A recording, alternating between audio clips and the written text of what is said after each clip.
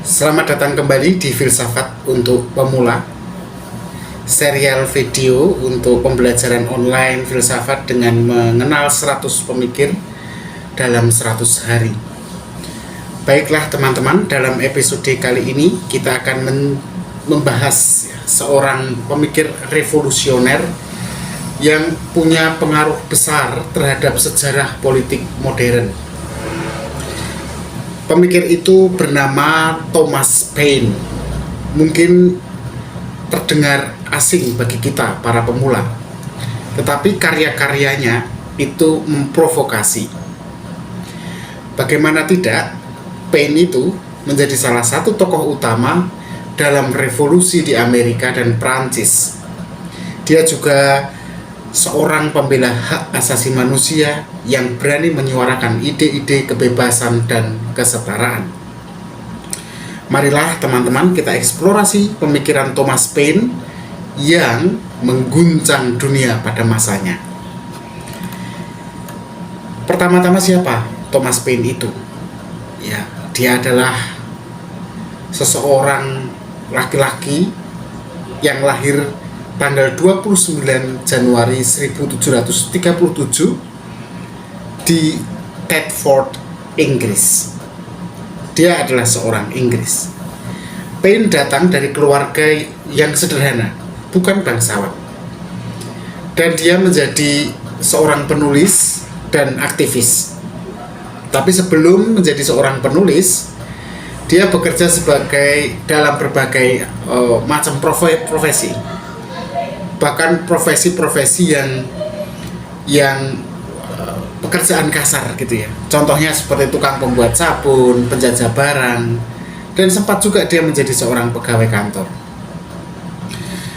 Kehidupan Thomas Paine penuh dengan kesulitan di Inggris karena memang dia bukan orang yang berkecukupan. Tetapi itu justru membangun pandangan hidupnya yang skeptis terhadap tatanan sosial yang dianggap mapan. Pada 1774, Paine pindah ke Amerika Serikat, di mana dia menemukan ruang untuk menyuarakan pandangannya tentang kebebasan dan perjuangan melawan penindasan. Tidak lama setelah kedatangan Paine ke Amerika, dia menulis karya-karya yang akan mengubah wajah politik dunia, bukan hanya Inggris ataupun Amerika, tapi dunia. Salah satunya adalah karyanya yang berjudul Common Sense.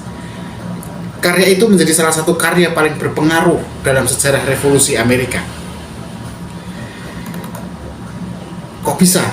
Baiklah, akan kita coba lihat bagaimana Common Sense karya Thomas Paine ini punya pengaruh besar pada revolusi Amerika.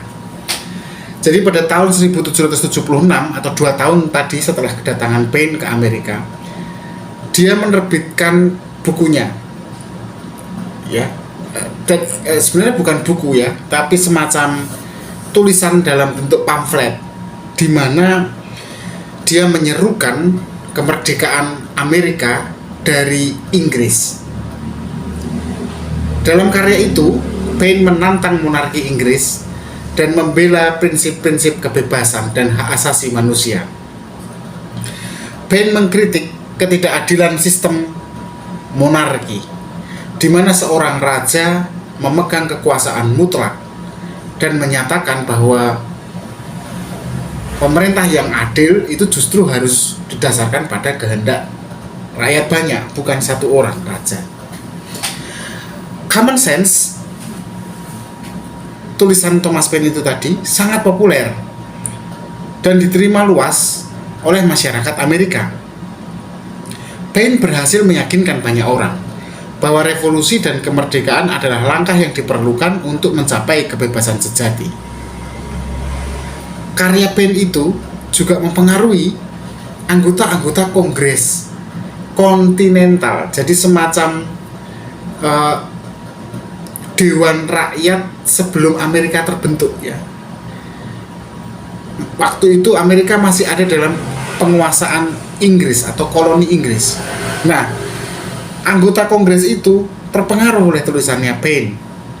Dan akhirnya tanggal 4 Juli 1776 mereka memproklamirkan kemerdekaan Amerika yang terpisah dari Inggris. Nah, itu tadi di Amerika. Lalu bagaimana peran Paine dalam revolusi Prancis? Jadi selain kontribusi dia dalam membentuk revolusi di Amerika yang melepaskan dirinya dari Inggris, Paine itu ternyata juga terlibat dalam revolusi Prancis. Pada tahun 1790, Paine pindah dari Amerika ke Prancis dan dia bergabung dengan gerakan revolusioner yang sedang berlangsung di sana. Di Prancis, kalau di Amerika tadi dia membuat pamflet common sense ya. Nah, di Prancis dia membuat tulisan The Rights of Man, di mana isinya seperti pembelaan gitu ya terhadap revolusi Prancis dan hak-hak asasi manusia. The Rights of Man merupakan jawaban Paine terhadap kritik-kritik yang dilancarkan kepada revolusi di Inggris. Dalam bukunya, Paine mengemukakan argumen tentang hak-hak individu yang tidak bisa dicabut, serta pentingnya pemerintahan yang berbasis pada prinsip kebebasan dan kesetaraan. Paine berpendapat bahwa masyarakat seharusnya berfokus pada pemberian kebebasan kepada individu untuk menentukan nasib mereka sendiri tanpa terikat pada sistem monarki atau tirani. Walaupun Paine mendukung revolusi Prancis, dia tuh ternyata juga mengkritik kekerasan yang terjadi selama periode revolusi itu atau selama disebut sebagai periode teror. Jadi setelah Prancis revolusi kan lalu muncul semacam pemerintahan teror, ya, pemerintahan yang dikuasai bukan oleh raja tetapi oleh jenderal dan rakyat, tetapi penuh teror. Nah, Paine percaya bahwa perubahan sosial harus terjadi, tetapi harus melalui cara-cara yang lebih manusiawi dan tidak lewat pembantaian. Karena pada saat itu kan anggota-anggota kerajaan termasuk Maria Antoinette itu kan di Antoinette ya, itu di guillotine ya, dipotong kepalanya.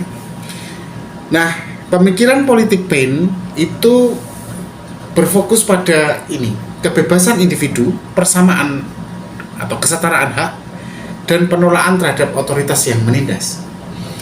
Paine percaya bahwa setiap individu harus memiliki kebebasan untuk menentukan pilihan hidupnya tanpa campur tangan pemerintah atau kekuasaan lainnya, termasuk kerajaan maksudnya. Nah, meski dia dia sangat kritis kepada kerajaan gitu ya, tapi dia tetap berupaya supaya segala macam perubahan itu tidak dilakukan dengan kekerasan. Nah, Paine itu adalah seorang penganut prinsip-prinsip republik ya, yang sangat menekankan pada pemerintahan yang dipilih oleh rakyat, yang basisnya adalah pada keadilan dan kesetaraan. Nah, dia memang sangat benci ya dan menolak tuh sistem kerajaan, sistem monarki misalnya atau aristokrasi, dan kemudian dia mendorong pembentukan masyarakat yang sifatnya lebih egaliter, setara, di mana setiap orang memiliki hak yang sama untuk hidup bahagia dan bebas dari penindasan. Paine itu juga kuat sekali mengkritik ideologi yang memperjuangkan hak-hak istimewa bagi kelompok-kelompok tertentu, seperti bangsawan dan gereja. Dia berpendapat bahwa kebebasan sejati hanya dapat tercapai jika semua orang itu diperlakukan setara di hadapan hukum. Nggak ada yang lebih tinggi, nggak ada yang punya hak lebih istimewa karena dia berasal dari kelompok agama atau karena dia berasal dari kelompok penguasa tertentu, kan bangsawan contohnya. Nah, itu Paine ya dalam bidang politik. Khusus dalam bidang agama itu Paine membuat karyanya ya untuk mengkritik ya. The Age of Reason itu karyanya. Dan karya Paine itu kontroversial. di mana dalam The Age of Reason itu dia mengkritik agama yang terorganisir dan seolah menyuarakan pandangannya tentang rasionalisme. Dalam bukunya, Paine menentang doktrin-doktrin agama yang menurutnya itu sebenarnya tidak rasional dan bertentangan dengan kebebasan berpikir.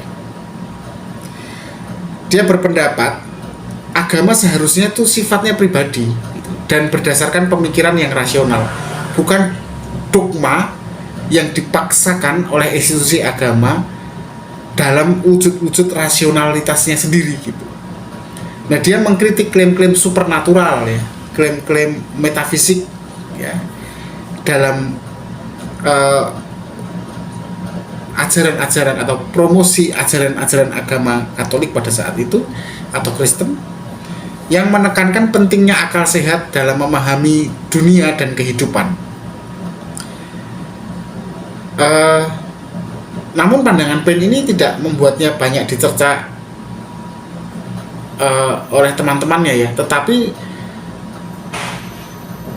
kebetulan oleh kebanyakan masyarakat, mayoritas itu justru pandangannya ini dicerca gitu. Karena mungkin tidak memahami ya, tetapi karena masyarakat pada saat itu memang didominasi oleh iman keagamaan yang sangat religius pada masa itu. Nah, baiklah, itu yang sudah terjadi dengan Paine ya. Lalu apa warisannya Paine terhadap filsafatnya? Ya, warisan dia sangat besar, tapi utamanya pada sejarah politik ya dan pemikiran liberal. Pemikiran dia tentang kebebasan, hak asasi manusia dan perlawanan terhadap penindasan sampai hari ini kan masih relevan. Melalui karya-karyanya misalnya seperti Common Sense dan The Rights of Man gitu. Paine tidak hanya mempengaruhi revolusi-revolusi di Amerika dan Prancis loh, tapi juga meletakkan dasar bagi perkembangan pemikiran politik modern tentang kebebasan individu dan pemerintahan yang berbasis pada hak asasi manusia. Ya, walaupun Paine memang sering dipandang sebagai seorang pemikir yang radikal, tapi ide-ide Paine itu tentang keadilan sosial dan pemerintahan yang adil terus menginspirasi banyak gerakan politik di seluruh dunia, juga di Indonesia ya, gerakan-gerakan yang mempromosikan keadilan sosial. Nah, bagi kehidupan kita sendiri sebagai awam, apa yang diberikan oleh Paine ya, kita belajar dari Paine tentang pentingnya kebebasan individu dan hak untuk menentang penindasan. Paine mengajarkan kita bahwa setiap orang memiliki hak untuk hidup dengan bebas dan adil, serta bahwa pemerintahan seharusnya memang berdiri di atas dasar kebebasan, kesetaraan, dan keadilan. Selain itu, Paine juga mengingatkan kita untuk selalu berpikir rasional dan kritis terhadap struktur kekuasaan yang ada. Jadi jangan hanya karena kita suka dengan pemimpinnya kemudian kita tidak kritis gitu. Karena dalam dunia yang terus berubah ini, semangat Paine untuk selalu mengedepankan kebebasan dan kesetaraan harus jadi perjuangan politik bagi kita dalam kehidupan sehari-hari terutama, dan dalam kita menjalani hak politik kita gitu ya. Misalnya dengan pada saat pemilihan umum atau pada saat kita harus mengkritisi segala kebijakan negara gitu ya. Ya, itulah Thomas Paine. Dia salah satu pemikir terbesar dalam sejarah yang menginspirasi perubahan sosial dan politik. Pemikirannya tentang kebebasan, kesetaraan, dan hak asasi manusia masih relevan dan menjadi dasar bagi banyak nilai-nilai demokrasi modern. Untuk bidang filsafat sendiri mungkin Paine tidak terlalu dominan ya, tetapi dalam bidang politik dan ilmu sosial yang sosial kritis ya, dia sangat punya jasa besar. Terima kasih telah mengikuti episode kali ini di Filsafat untuk Pemula. Jangan lupa untuk like, berlangganan, dan kita akan terus mempelajari pemikir-pemikir besar lainnya. Sampai jumpa di video berikutnya. Tetap berpikir kritis.